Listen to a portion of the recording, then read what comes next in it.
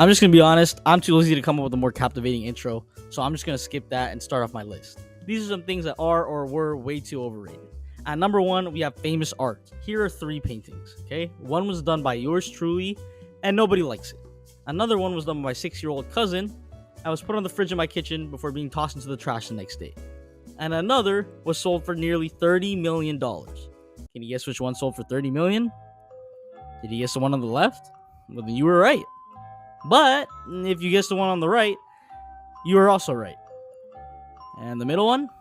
Yeah, it was a trick question. All 3 of these pieces of shit sold for $30 million. In what world is this worth more than a juice box and a stick of gum? This is hardly hang on the fridge worthy, let alone 120 land trucks worthy. Okay, this isn't even Starbucks art level. This is garbage. And there's thousands of more diarrhea-stained canvases just like these that sell for sometimes 10 times these prices. And people have the audacity to say that this is priceless art. But you know what? I agree with that. It should be priceless. In fact, you should have to pay me to look at this vomit-inducing garbage. And I get it, okay? Art is subjective. Well, you know what else is subjective? Garbage. Garbage is subjective. And this is garbage. And I get that a lot of art purchases are just rich people flexing or trying to make investments, but it doesn't change the fact that this hot diarrhea dookie is still selling for millions of dollars. So yeah, expensive art is overrated. The Mona Lisa is mid, and I would still never care to see it in person, and Picasso should have worked in the BK drive-thru. At number 2, we have influencers.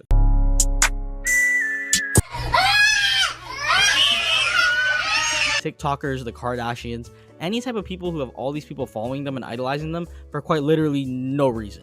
Why are the Kardashians famous? Why do they have a TV show? What talent do they have? And influencers, what exactly is their influence from? Honestly, the whole thing just feels like a big fever dream. Like a South Park or Family Guy episode. It just feels like a big prank with no end. Like, look at these guys, man.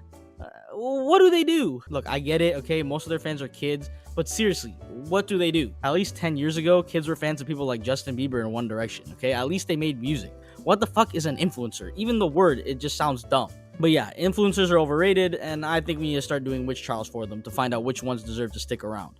Now, at number 3, we have Nutella. Now, some of you out there act like you're eating God's dookie spread when you talk about Nutella. It isn't dream cream. Huh? Alright, it's just chocolate spread. Honestly, Nutella isn't even my top 5 spreads. I can't even think of my top 5 right now, but I know Nutella is not part of it. Okay, Nutella is mid, and I'm just being real. At number 4, we have cuffed pants. I'm throwing this one out here because if I don't, I'm afraid no one else in society will be brave enough to speak up. Not every pair of pants needs to have cuffed ankles. Honestly, at this point, I would rather just wear the curtains in my living room than buy a new pair of pants. Every pair of sweats, cargos, track pants, even jeans are all cuffed at the ankle. And I was there on day 0 when this shit started, okay? Working retail, when I noticed that all of a sudden every pair of pants in the store magically grew some cuffs at the bottom. It's just getting out of hand. And to set the record straight, I'm not hating on cuffed pants. I'm just hating on the pure abundance of them. Crawling over the horizon like an army of cockroaches when you go to microwave some leftovers past midnight. So please, to all you clothing companies, just switch it up a bit, okay? I beg you. Lastly, we got Apple. Now, honestly, I feel like watermelons, pineapples, and bananas all have a stronger stand in the runnings. But I'm just saying, apples are kind of mid. And so are their products. Now, to set another record straight, like the DJI I do own and use Apple products, and I'll be real, I haven't actually owned an Android since I was like 14, but that doesn't change the fact that Apple products are overrated. Actually, I tried a Samsung recently, and dare I say, it was better than most of the iPhones I've had. But there are just some things that come with having an iPhone that are just more of a comfortability thing than anything else. And then there's FOMO, and honestly, I can't even say much on this one because I am an iPhone enjoyer.